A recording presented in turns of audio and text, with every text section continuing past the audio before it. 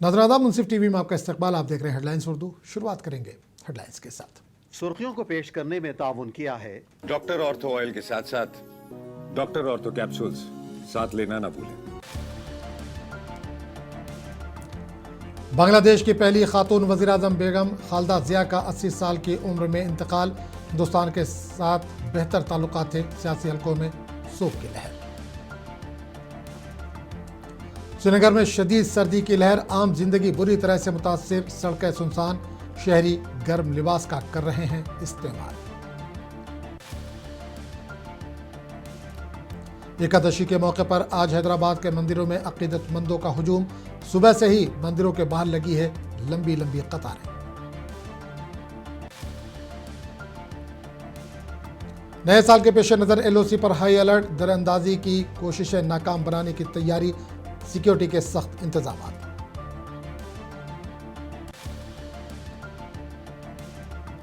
मुंबई के भांडुप में बस हादसा, बेकाबू बस ने 4 राहगीरों को कुचल दिया। हादसे में 10 दीगर अफराद जख्मी।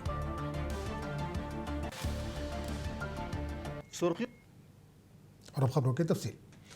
बांग्लादेश की मारूफ सियासी लीडर और साबिक वज़ीर-ए-आज़म बेगम खालिदा जिया का 80 बरस की उम्र में इंतकाल हो गया, जिसकी तस्दीक इनके सियासी हलकों ने कर दी है। खालिदा जिया तवील अलालत के बाद दारुल हुकूमत ढाका के एक निजी अस्पताल में जेर इलाज थी, जहां वो बीमारियों से लड़ रही थी। खालिदा जिया बांग्लादेश की पहली खातून वज़ीर-ए-आज़म थी और हिंदुस्तान के साथ इनके बेहतर ताल्लुकात थे।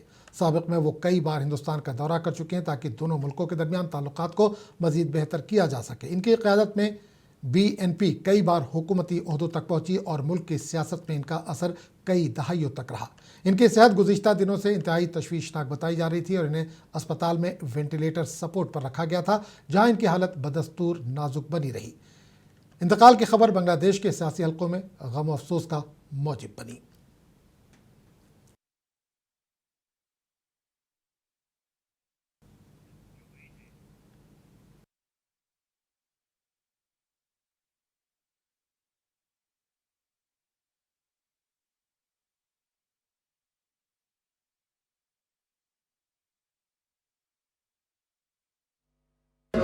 বাংলাদেশের গণতন্ত্র স্বাধীনতার সার্বভৌমত্বের অভিভাবক ছিলেন তিনি। এভাবে চলে যাওয়াতে এই দেশ জাতির এক অপূরণীয় ক্ষতি হয়েছে। আমরা মহান রব্বুল আলামিনের কাছে দোয়া করি তার যে দেশপ্রেম ছিল, সাহসিকতা ছিল, আকর্ষণ ভূমিকা ছিল, সেই আকর্ষণ ভূমিকার কারণে এই জাতি তাকে কোনোদিন ভুলবে না। এবং আল্লাহ পাক রব্বুল আলামিন দুনিয়াতে তার দ্বারা যদি কোনো অন্যায় হয়ে থাকে, তিনি যদি কোনো অন্যায় কর্ম করে থাকেন জেনে অথবা না জেনে, সেগুলো ক্ষমা করে দিয়ে তার ভালো কাজের কারণে যাতে আল্লাহ পাক তাকে জান্নাতুল ফেরদাউস নসিব করেন, আমরা সেই দোয়াগুলি প্রার্থনা করি। कांग्रेस के सीनियर लीडर उदित राज ने खालिदा जिया के इंतकाल पर गहरे अफसोस का इजहार करते हुए कहा कि वो एक मजबूत सियासी शख्सियत थी जिन्होंने अपने मुल्क की सियासत में एक अहम किरदार अदा किया। उन्होंने खालिदा जिया की खिदमत को सराहते हुए कहा कि इनकी क़यादत ने बांग्लादेश की तारीख में एक नुमाया मुकाम कायम किया। उनके जाने से खित्ते की सियासत एक बड़े खाली मुकाम का शिकार हो गई। दुख की खबर है और हाल में ही उनके सुपुत्र तारिक रहमान लौटे हैं, जिन्होंने कमान संभाली है पार्टी की। उसे काफी दिनों से बीमार थी, लेकिन फिर भी अब वो नहीं रही है, विपक्ष की नेता रही हैं, तो उनके पार्टी वाले तो जरूर मिस करेंगे। और एक श्रीनगर में शदीद सर्दी की लहर ने जिंदगी को मुतासिर कर दिया। कम दर्जा हरारत और सख्त सर्द हवाओं के बाइश शहरी सुबह के वक्त घरों से बाहर निकलने में एहतियात बरत रहे हैं। सड़कें सुनसान नजर आ रही हैं और बाजारों में भी कम रश देखा जा रहा है। मुकामी लोग सर्दी से बचाव के लिए गर्म लिबास और कंबल इस्तेमाल कर रहे हैं, जबकि बच्चों और बुजुर्गों की हिफाजत के लिए खुसूसी इकदाम किए जा रहे हैं। महकमा मौसमियात के मुताबिक आने वाले दिनों में भी सर्दी और सर्द हवाओं का सिलसिला जारी रहने का इम्कान है। इंतजामिया ने शहरियों को गैर ज़रूरी सफ़र से गुरेज करने और सर्द मौसम में एहतियाती तदाबीर इख्तियार करने की हिदायत दी है। मेरा नाम जुनैद खान है। कहाँ से आए? मैं बुलंदशहर यूपी से हूँ। बताइए पहले कैसा लगा यहाँ? यहाँ आकर बहुत अच्छा लगा, बहुत अच्छे लोग हैं, बहुत प्यार दिया यहाँ के लोगों ने, काफी अच्छा लगा यहाँ आकर। मौसम कैसा लगा? मौसम बहुत अच्छा हो रहा है इस टाइम, और अभी स्नोफॉल पड़ने के भी चांसेस है। ठंड है सुबह सुबह बहुत? हाँ, सुबह सुबह ठंड तो है, बहुत ठंड है सुबह सुबह। हाँ, फॉग भी है काफी। तो कैसा एंजॉय कर रहे हैं आप? बढ़िया एंजॉय कर रहे हैं। आज हमारा पहला दिन है। अब हम अभी गुलमार्ग जाएंगे, गुलमार्ग में एंजॉय करेंगे जाकर, उसके बाद सोनमार्ग जाना है। यानी एक हफ्ता हम यहीं रहने वाले हैं। हाँ, तो आना चाहिए सबको? हाँ, सबको यहाँ आना चाहिए। मैं सबको रिकमेंड करूंगा, सबको एक दफा कश्मीर विजिट करना चाहिए जरूर। आपका नाम? मोनिस खान, बताइए कहाँ से आए? यूपी बुलंदशहर। कैसा लग रहा है सुबह सुबह? अच्छा लग रहा है, अच्छा व्यू है, ठंड है, मौसम है, अच्छा है। और मैं यही कहना चाहता हूँ, कश्मीर बहुत अच्छा है, आना चाहिए। जैसा लोग बताते हैं ऐसा नहीं है, खूबसूरत है, यहाँ के लोग भी खूबसूरत हैं। तो ठंड कैसा लग रहा है? ठंड अच्छा है, अभी थोड़ा नॉर्मल है, लेकिन थोड़ा कुछ दिन के बाद ज्यादा होगा, अभी इधर कम है। आपने जैकेट वगैरह लगाई? हाँ, नॉर्मल है, लेकिन चल रहा है अभी, अच्छा है। आना चाहिए? खाना अच्छा है, सब चीज फैसिलिटी भी बढ़िया है, खाना भी अच्छा है, टेस्ट भी, हर चीज में इधर बाजू में जो चाहिए सब चीज मिलता है इधर। तो घंटाघर कैसा लगा? घंटाघर क्या, पूरा कश्मीर अच्छा है, घंटाघर भी अच्छा है, उससे अच्छा यहाँ के लोग हैं। आपका नाम? जी, मेरा नाम मोहम्मद इमरान है। बताइए कैसा लगा सुबह सुबह घंटाघर पर? बहुत ही अच्छा लगा यहाँ घंटाघर पर, और बहुत गुलाबी ठंड है कश्मीर की, और पूरा कश्मीर ही बहुत अच्छा है, सुनहरा मौसम है। और अभी हम गुलमार्ग के लिए निकलेंगे। तो कितनी ठंड लगी आपको? ठंड तो लगी, लेकिन अच्छा लगा ठंड में, ऐसा नहीं है ठंड में बुरा लगा, बहुत अच्छी ठंड है यहाँ की, और लोग इतने अच्छे हैं यहाँ के। और पास में हम तो बुलंदशहर से है ना, यूपी बुलंदशहर, तो पास में हमारे दिल्ली के फेमस कुरैशी कबाब भी हैं। शाम में हमने खाना खाया तो बहुत मजा आया, रात में। तो बस कश्मीर बहुत अच्छा लगा, और कश्मीर आना चाहिए लोगों को। कितना एंजॉय किया आपने यहाँ? कश्मीर में बहुत एंजॉय किया। कल से हम यहाँ हैं, अभी हम 1 वीक यहाँ रहेंगे। दारुल हुकूमत दिल्ली में यौम जमहूरिया की परेड की रिहर्सल इंडिया गेट पर जारी है, जहां घने कोहरे के बावजूद फौजी दस्ते, नीम फौजी फोर्सेस और दीगर दस्ते पूरी मुस्तैदी के साथ मशकों में मसरूफ नजर आए। सर्द मौसम और महदूद हद निगाह के बावजूद रिहर्सल में किसी किस्म की रुकावट नहीं आई। रिहर्सल के दौरान मार्च पास्ट, सलामी और दीगर अहम मशक़ें अंजाम दी गईं। सिक्योरिटी के सख्त इंतजाम किए गए हैं और इलाके में पुलिस व दीगर सिक्योरिटी फोर्सेस की भारी नफरी तैनात है। हुक्काम के मुताबिक 26 जनवरी को मुनक़िद होने वाली यौम जमहूरिया परेड के लिए तमाम तर तैयारियां तयशुदा मनसूबे के तहत जारी है, ताकि कौमी त्यौहार में शानदार और महफूज अंदाज में मनाया जा सके।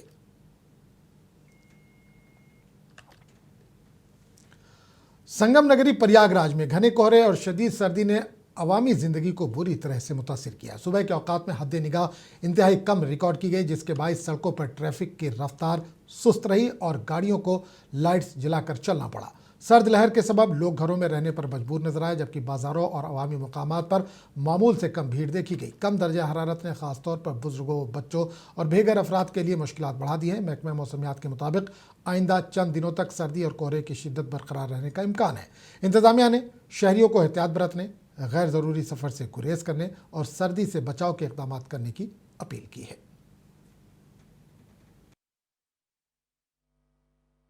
आज बहुत ज़्यादा कोहरा है यहाँ पे।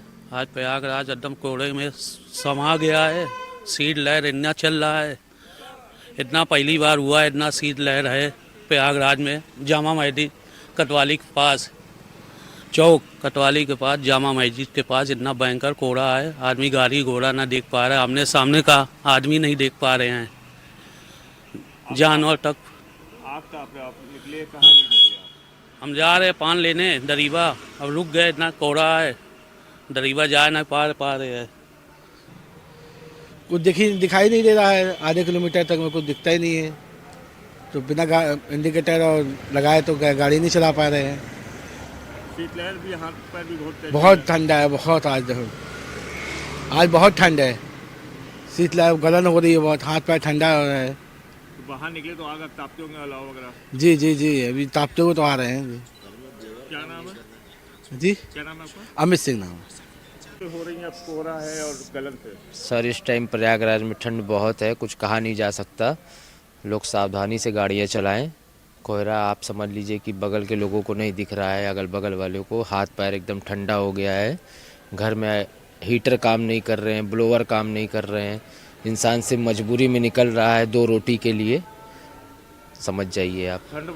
ठंड बहुत ज़्यादा है। अभी ये दिसंबर है, जनवरी का क्या हाल है वो तो हम नहीं बता सकते। कोहरा भी बहुत दिक्कत कर रहा है। बहुत ज़्यादा कोहरा है सर, बहुत ज़्यादा कोहरा। दिल्ली में शदीद फ़ज़ाई आलूगी और घने धुएं ने मामूलात ज़िंदगी को बुरी तरह से मुतासिर कर दिया है। सरायकेला, अरविंद चौक और दीगर इलाकों में हद निगाह इंतहाई कम हो गई, जिसके बायस सड़कों पर ट्रैफिक सुस्त है और आवाम को सफ़र में मुश्किलात का सामना है। महकमा मौसमियात के मुताबिक फ़ज़ाई आलूदगी की सतह ख़तरनाक हद तक पहुँच चुकी है, जिससे सांस के मसाइल, बच्चों और बुजुर्गों के सेहत पर ख़ास असर पड़ रहा है। शहरियों को गैर ज़रूरी बाहर निकलने से गुरेज करने और मास्क इस्तेमाल करने की हिदायत दी गई है।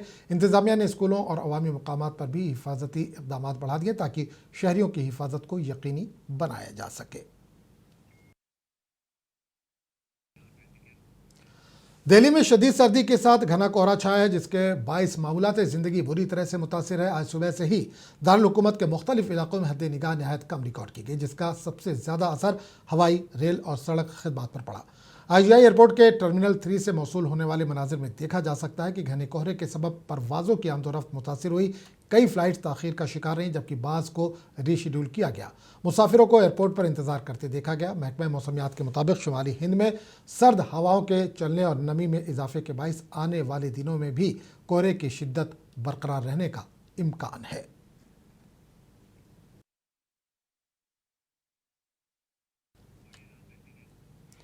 उत्तर प्रदेश के जिला गोंडा में घने कोहरे ने मामूलात ज़िंदगी को बुरी तरह से मुतासिर कर दिया है। कम हद निगाह के बायस ट्रेनों की आमदोरफ्त सुस्त पड़ गई है, जबकि सड़कों पर भी ट्रैफिक की रफ्तार कम देखी जा रही है। कई ट्रेनें ताख़ीर का शिकार हैं, जिससे मुसाफिरों को शदीद मुश्किलात का सामना करना पड़ रहा है। शदीद सर्दी और घने कोहरे के पेश नज़र ज़िला इंतज़ामिया ने एहतियाती इक़दामात के तौर पर 12वीं जमात तक के तमाम स्कूल को बंद रखने का ऐलान किया है। ये फैसला तलबा की हिफाजत को मद्देनज़र रखते हुए किया गया है।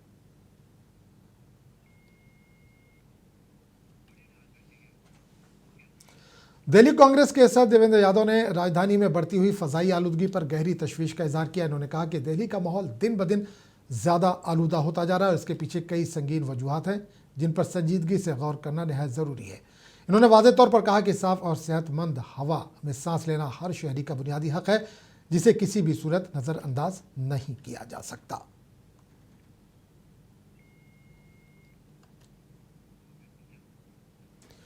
जम्मू कश्मीर में नए साल और 26 जनवरी को मद्देनजर रखते हुए सिक्योरिटी के सख्त इंतजाम किए गए हैं। मुमकिन दरअंदाजी की कोशिशों को नाकाम बनाने के लिए लाइन ऑफ कंट्रोल पर हाई अलर्ट जारी कर दिया गया है। शदीद सर्दी और मनफी दर्जा हरारत के बावजूद बॉर्डर सिक्योरिटी फोर्स के जवान पूरी मुस्तैदी के साथ गश्त कर रहे हैं। सरहदी इलाकों में चौकसी मजीद बढ़ा दी गई है ताकि किसी भी मुश्तबा हरकत को बर वक्त नाकाम बनाया जा सके।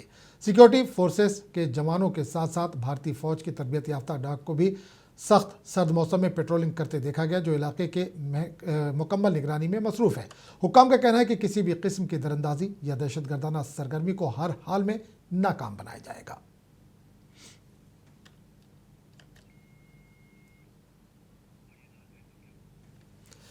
बिहार के जिला समस्तीपुर के झकरा गांव में 63 साला साबिक फौजी अरुण कुमार ठाकुर को जमीन हड़पने के लिए माफिया ने कागजों पर मुर्दा करार दे दिया। ठाकुर अब हर दरवाजे पर जाकर ये साबित करने की कोशिश कर रहे हैं कि वो जिंदा हैं और अपनी ज़मीन का हक चाहते हैं।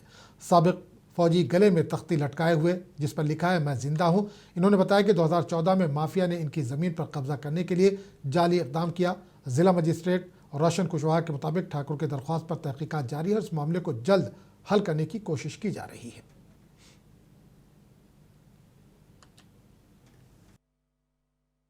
और यहाँ के एक लड़के ने हमारा मृत्यु प्रमाण पत्र बना के गांव वालों को दिखाया सुनाया, उससे मुझे साबित हुआ कि वह मृत्यु प्रमाण पत्र बनाया है।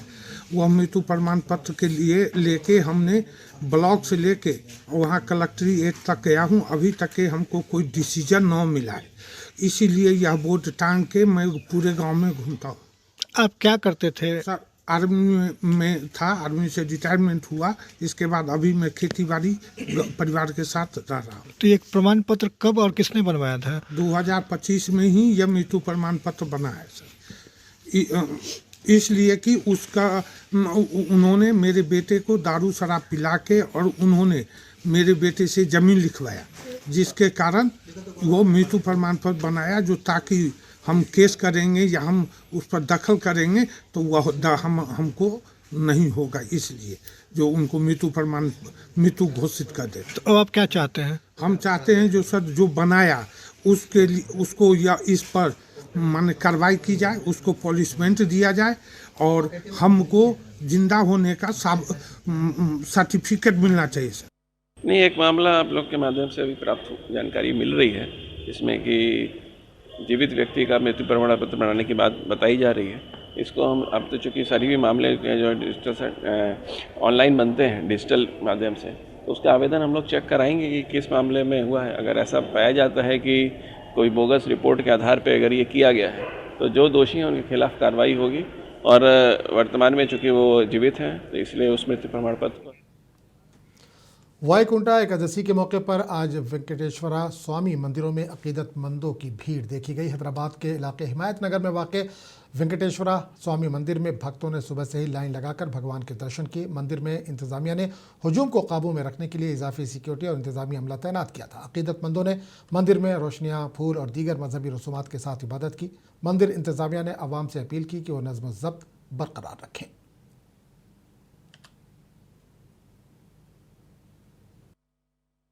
సోమశరణం స్వామి, నా పేరు హరీష్. సో ఈ రోజు తొలి ఏకాదశి కారణంగా మనం చూసుకోవచ్చు, ఇక్కడ చాలా మంది పబ్లిక్ గ్యాదర్ అయినారు. అండ్ ఇది one of the special day. So ఏంటంటే మోర్ దెన్ 24 years ఒకసారి లేకపోతే दर्शन करके बहुत अच्छा लगा। ये अपना हिंदुओं के लिए ये आज स्पेशल डे है। ये एक साल में 24 एकादशियां रहते हैं, उसमें ये एक स्पेशल एकादशी है। ये हिंदूज के लिए बहुत अच्छा बिलीव है कि आज का दिन वैष्णव टेम्पल्स में अपना हिंदू भक्तों के लिए दर्शन करे तो बहुत अच्छा है बोल के वो उनका बिलीव है। इसके लिए अपने को यहाँ पे हिमायत नगर टीटीडी के पास बहुत सारा भीड़ है, फिर भी मैनेजमेंट ने सीनियर सिटीजन्स के लिए रहने दो या अभी माला दालेस अपने स्वामियों के लिए लेने दो, स्पेशल लाइंस अरेंज करे और अच्छा प्रोटोकॉल्स ले रहे। अपना पुलिस डिपार्टमेंट वाले भी बहुत अच्छा सपोर्ट कर रहे। कुछ भी आई मीन థ్యాంక్ యూ, बहुत अच्छा लगा। ఈ సంవత్సరంలో 24 ఏకాదశుల్లో ఇదొక ప్రత్యేకతమైన ఏకాదశి, ముక్కోటి ఏకాదశి అంటారు. ఈ ముక్కోటి ఏకాదశి రోజున స్వామివారి దర్శనము మార్నింగ్ 3 గంటల నుంచి స్టార్ట్ అవుతుంది. ఎంత పెద్ద లైన్ అంటే ఎక్కడ చూసినా గానీ అన్ని గుళ్ళల్లో వెంకటేశ్వర స్వామి పూజలు ప్రత్యేకంగా జరుగుతాయి ఈ రోజు ముక్కోటి ఏకాదశిలో. ఈ ముక్కోటి ఏకాదశి చరిత్ర గురించి చెప్పాలంటే చాలా ఉంది. సో ఇప్పుడు మనకి టైం లేదు అంతా చెప్పుకోవాల్సింది. బట్ ఈ ఏకాదశి అనేది చాలా పవిత్రమైన ఏకాదశి. అన్ని పనులు జరగాలన్నా కోరుకుంటున్నాను వైకుంఠ వెంకటేశ్వర స్వామిని. హిమాయత్ నగర్ లో ఉన్న ఈ వెంకటేశ్వర స్వామి కలియుగ వెంకటేశ్వరుడు. సాక్షాత్ తిరుపతిలో ఉన్న పూజ ఏదైతే కార్యక్రమాలు ఉంటాయో ఇక్కడ టీటీడీలో జరుగుతాయన్నమాట. సో ప్రతి వారము శనివారము శుక్రవారం ప్రత్యేక పూజలు ఇక్కడ నిర్వహిస్తారు. సో అందువల్ల ఇక్కడ ఎందుకంటే ఇంత జనాలు ఇక్కడికి వచ్చిన జనాభాలు ఏకంగా తిరుపతికి వచ్చినట్టు భావిస్తూ ఇక్కడ ఇంత పెద్ద లైన్ అనేది జరుగుతుందన్నమాట. సో స్వామివారి దర్శనం. उन्नाव इस्मतदरी केस में दिल्ली हाई कोर्ट की जानिब से कुलदीप सेंगर की उम्र कैद की सजा मुअत्तल करने के फैसले पर सुप्रीम कोर्ट के रोक के बाद साबिक IPS अफसर किरण बेदी ने सुप्रीम कोर्ट के इक़दाम को बरवक्त और काबिल सताइश करार दिया। किरण बेदी ने कहा कि सुप्रीम कोर्ट ने बिल्कुल दुरुस्त वक्त पर मुदाखलत की, वरना हालात काबू से बाहर हो सकते थे। इन्होंने कहा कि जिस अंदाज में यह मामला आगे बढ़ा और जिस बुनियाद पर मुजरिम की उम्र कैद की सजा मुअत्तल की गई वो इंतहाई हैरानकुन और चौंका देने वाली है। एक टेक्निकल रीजन पर आपने इतना ग्रूसम क्राइम के बाद टेक्निकल रीजन ढूंढ के उसको छोड़ दिया मतलब उसकी सस्पेंशन, उसकी इम्प्रिजनमेंट को सस्पेंड कर दिया टेक्निकल फ्लॉ पे। और साथ में ये भी ढूंढने की कोशिश की कि नहीं वो 15 साल कुछ महीने की थी तो बालिक नहीं थी। 2 टेक्निकल रीजंस। ये आप भूल गए कि क्राइम क्या हुआ, बलात्कार हुआ, और वो भी एक लड़की से जो 16 साल से कम थी। ये तो एडमिट कर रहे हैं कि 15 साल 9 महीने की थी। सो 16 साल से कम थी तो बालिग तो थी। और दूसरा टेक्निकली, क्योंकि कानून में। मरकजी वज़ीर दाखिला अमित शाह 3 रोज़ा बंगाल दौरे पर हैं। अमित शाह बंगाल के असम्बली इंतखाबात की तैयारियों पर पार्टी अहदेदारों के साथ मरहलेवार मीटिंग करने वाले हैं। बीजेपी लीडर दिलीप घोष ने कहा कि इस बार बंगाल में तृणमूल कांग्रेस यकीनी तौर पर इक़्तिदार से बाहर होगी। बंगाल चुनाव इस बार बहुत महत्वपूर्ण है। पिछले बार हम लोगों ने जो लड़ाई किया था, जनता ने हम लोगों को विरोधी पार्टी के नाते स्थापित किया है और अभी की जो यहाँ की मूड है लोगों की, परिवर्तन के लिए तैयार है लोग। तो इस मौके का फायदा उठाना बीजेपी को जरूरी है। और माननीय अमित शाह जी, भारतीय जनता पार्टी आज यहाँ बंगाल में जहाँ खड़ा है, पूरा उनका इसमें जश है। मुंबई के इलाके भांडुप में बीती रात एक अफसोसनाक सड़क हादसा पेश आया, जहां मुंबई इलेक्ट्रिक ट्रांसपोर्ट एक बस ने राहगीरों को कुचल दिया। इस हादसे में 4 अफराद की मौत हो गई, जिनमें 3 ख्वातीन और 1 मर्द शामिल है, जबकि कम से कम 10 अफराद जख्मी हुए हैं। हादसा भांडुप वेस्ट के स्टेशन रोड के करीब पेश आया। इतना मिलते ही इमरजेंसी सर्विसेज और पुलिस मौके पर पहुंची और जख्मियों को फौरी तौर पर करीबी अस्पताल मुंतकिल किया गया। पुलिस के मुताबिक बस ड्राइवर को हिरासत में ले लिया गया और हादसे की वजूहात की जांच की जा रही है। इब्तिदाई तहकीकात में लापरवाही का शुबा जाहिर किया जा रहा है। तामुकम्मल तफ्तीश के बाद ही सूरत हाल वाज़ेह हो पाएगी। मेरा नाम रंजीत यादव है।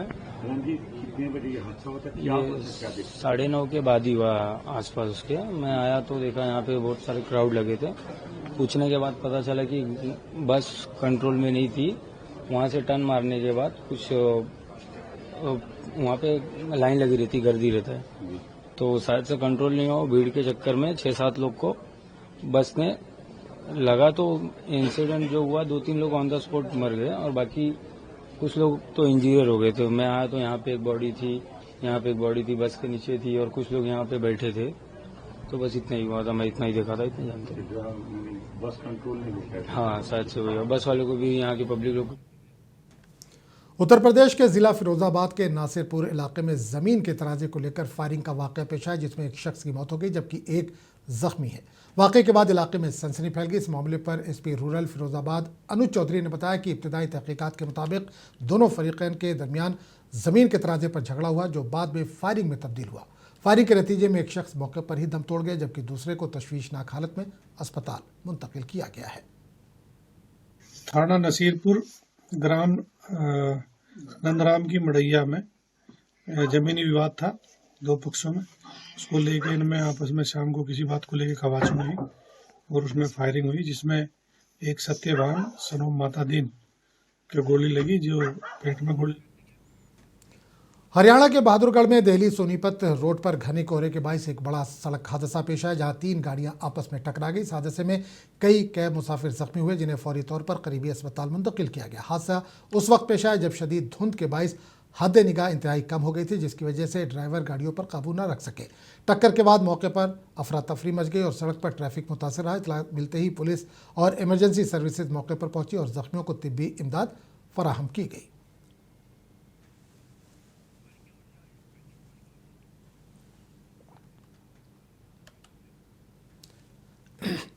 साल के अख्तिताम से पहले अहमदाबाद में लगने वाला 23वां सात्विक फूड फेस्टिवल जायके और सेहत का हसीन इम्तिजाज पेश कर रहा है। मुल्क के दूर दराज दही इलाकों के नायाब वेजिटेरियन और आयुर्वेदिक पकवान 80 स्टॉल पर सैकड़ों अक़साम में दस्तयाब है। ये मेला जायका ही नहीं बल्कि सेहत, रिवायत और कुदरती ग़िज़ा के फ़रोग़ का पैगाम भी दे रहा है। तो आप देखिए खास रिपोर्ट। हमें दीजिए इजाज़त। आदाब। साल के अख्तिताम से पहले अहमदाबाद हिंदुस्तान के दूर दराज दही इलाकों के मुनफरिद खानों का मज़ा चखने का बेहतरीन मौका फराहम करता है। अगर आप वेजिटेरियन हैं तो आपको 23वें सात्विक फूड फेस्टिवल में ऐसी डिशें मिलेंगी जो आमतौर पर मुश्किल से मिलती हैं। सात्विक फूड से मुराद वो खाने जो पाकीज़गी, अमन और ज़हनी वजाहत को फ़रोग़ देने के लिए समझे जाते हैं। आयुर्वेदिक रिवायत में ऐसी ग़िज़ाएँ जिस्मानी सेहत, ज़हनी तवाज़ुन और रूहानी नशोनुमा के लिए साजगार समझी जाती हैं। यही वजह है कि रिवायती सिक्किमी पकवान जैसे कुट्टू का आटा और थोकपा आपको इन्हें बार बार खाने का दिल करेगा।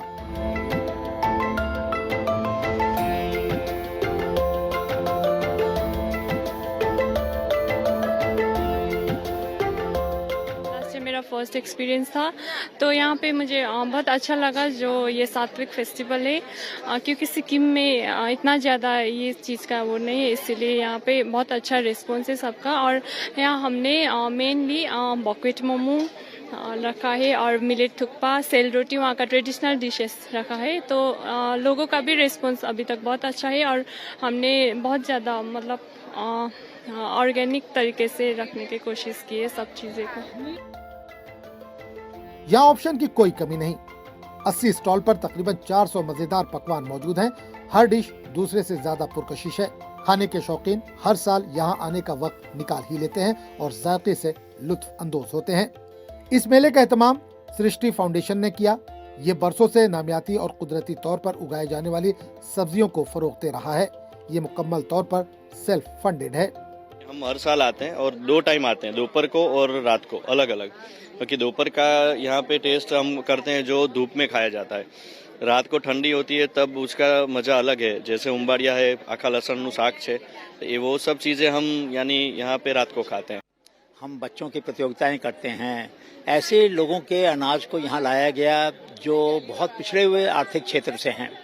अब ये विडंबना है कि जो क्षेत्र आर्थिक रूप से गरीब हैं वहाँ पर उगाए जाने वाले अनाज अमीर हैं, तत्वों में, पौष्टिकता में, उनको लाए। फिर हिमालय से हम लोगों को बुलाया, बारामूला से, गुरेज से, कश्मीर में, सिक्किम से। त्योहार सिर्फ रिवायती पकवानों तक महदूद नहीं, यहाँ के पकवान सदियों पुराने इल्म का इस्तेमाल करते हुए तैयार किए जाते हैं, जो मुल्क के कुछ दूर दराज इलाकों से जमा किए गए हैं। सेहतमंद मसनूआत भी यहाँ पर दस्तयाब है। मुल्क भर के पकवानों का जायका लेने के लिए बड़ी तादाद में इस मेले का लोग रुख कर रहे हैं। अगर आप भी खाने के शौकीन हैं तो इस मेले का रुख कर सकते हैं। ब्यूरो रिपोर्ट, मुंसिफ टीवी।